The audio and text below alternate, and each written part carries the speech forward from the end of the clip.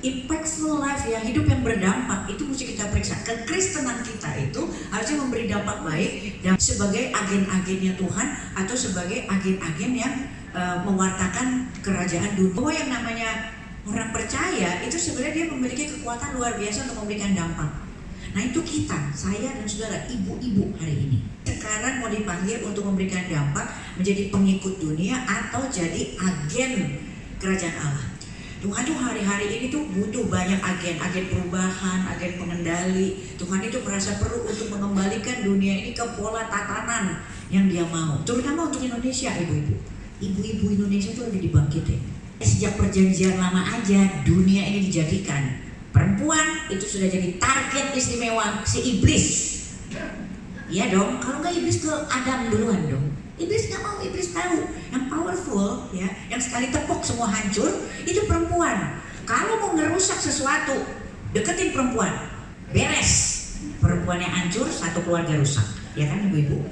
Makanya jadi perempuan-perempuan itu hari-hari ini itu harus jadi perempuan-perempuan teguh dan juga cerdik dan juga cerdas. Karena apa? Tipuan iblis hari-hari ini itu makin nyaruk dengan yang namanya suara Tuhan. Ibu-ibu tuh ditentukan untuk jadi dampak ya. Di Kisah Para Rasul 13 ayat 47. Sebab inilah yang diperintahkan kepada kami, aku telah menentukan engkau menjadi terang bagi bangsa-bangsa yang tidak mengenal Allah, supaya engkau membawa keselamatan sampai ke ujung bumi.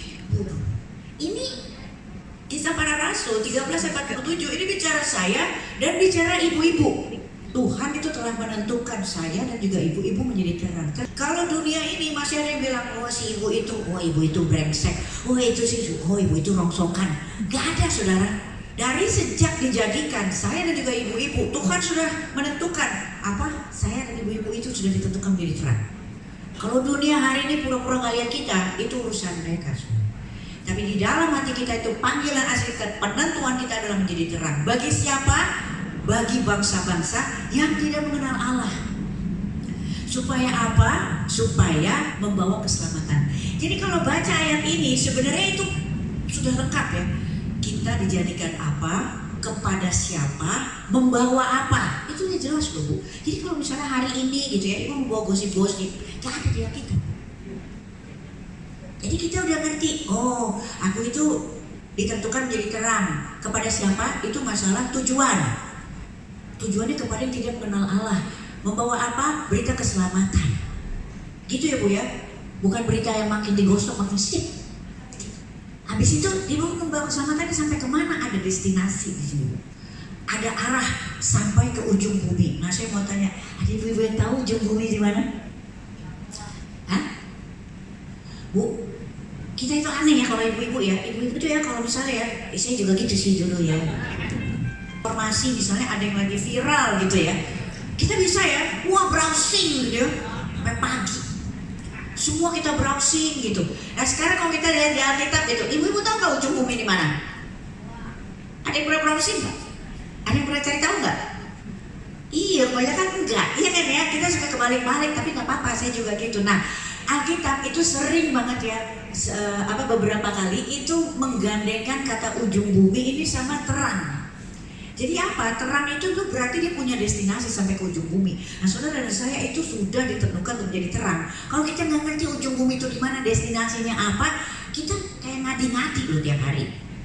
Ya kan ya, apa tuh bahasa Indonesia ngadi-ngadi? Kayak ngada-ngada gitu. Jadi segala sesuatunya tuh kayak nggak real. Alkitab itu ngawang-ngawang gitu. Gitu kan saudara. Tapi hari ini ibu-ibu kita akan bubar dari tempat ini. Ibu-ibu tahu ujung bumi itu di mana. Dan saya beri kemuliaan buat Tuhan. Beri kemuliaan buat Tuhan. Jadi ini masalah nubuatan. Ibu-ibu sama saya itu sudah dinubuatkan di perjanjian lama. Kita sudah terikut di sana ya. Di Yesaya 60 ayat 1 sampai 2. Kita buka sama-sama ya. Bangkitlah, menjadi teranglah, sebab terangmu datang dan kemuliaan Tuhan terbit atasmu. Sebab sesungguhnya kegelapan menutupi bumi dan kekelaman menutupi bangsa-bangsa. Tetapi terang Tuhan terbit atasmu dan kemuliaannya menjadi nyata atasmu. Saudara, ini nubuatan. Nubuatan yang ditulis di perjanjian lama di kitab Nabi Yesaya. Ini bicara siapa? Bicara saya dan juga ibu-ibu sekalian. Di sini dibilang bahwa bangkit katanya. Saya sama ibu-ibu itu gak boleh hari ini kita mager, baper, gak boleh saudara. dari nubuatan ini. Nubuatan itu sudah digenapi. Bangkit menjadi terang, sebab terang sudah datang. Tuhan bilang bangkit, terang sudah datang, kemuliaan Tuhan sudah terbit atasmu. Itu atas diri saya dan juga saudara. Siapa yang percaya bahwa hari ini sudah ada kemuliaan Tuhan, terang Tuhan sudah terbit di antara kita, di atas kita. Amin saudara ya. Jadi sekarang tangkap itu saudara. Di nubuatan itu kita sudah memiliki kemuliaan. Kekelaman menutupi bumi dan kekelaman menutupi bangsa-bangsa, tapi terang Tuhan terbit atasmu. Wah, masih ingat ya? Awal tahun ini dibilangin kan, tahun ini akan jadi gelap banget, ya kan?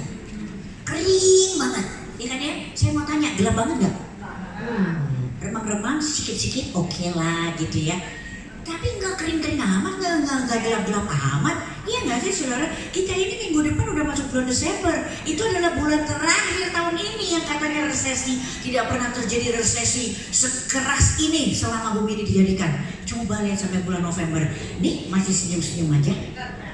Berarti apa saudara? Itu yang tadi dibilang. Terang Tuhan itu ada di atas kita. Kita sudah punya Goshen sendiri, tanah yang diberkati. Tuhan akan lakukan lagi di 2024. Kita akan menerangi dan juga menggarami saudara. Tapi apa yang tadi diminta di situ, ada sesuatu yang harus kita usahakan bersama-sama dengan Tuhan.